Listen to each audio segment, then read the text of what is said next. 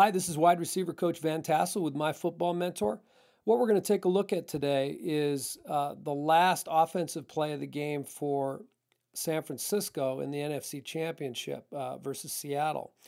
This is the infamous play between Michael Crabtree and Richard Sherman.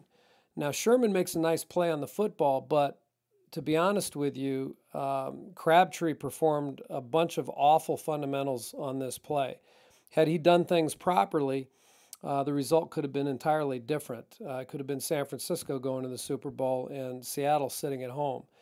His line release is terrible.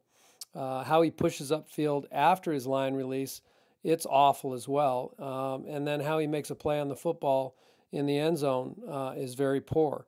You'll see that. We're going to point this out on film here. We'll slow it down and show you what he should have done right.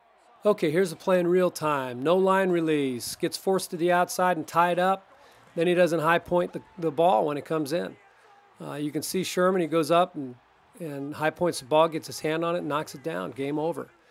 Line release. He doesn't do one.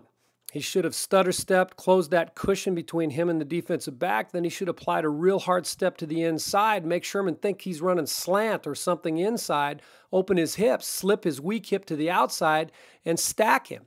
Instead, he doesn't do anything except a little stutter, and then Sherman stays on top of him. Defensive back's in perfect position here. You can see now all Sherman has to do is get his hands on him and drive him to the outside. Now, Crabtree should have at least pushed back against him and applied a pressure technique instead of getting walled to the outside. So if the ball would have been thrown properly, he would have had room to at least fade to it.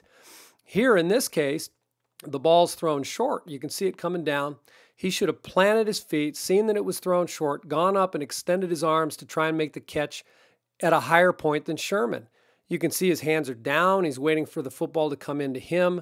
And instead, he should have gone up and tried to snatch the ball away. He could have at least gotten his hands on it and maybe made a play on a rebound.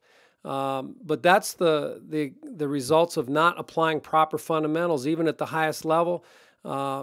In this case, it's the difference between Seattle going to the Super Bowl and San Francisco sitting at home.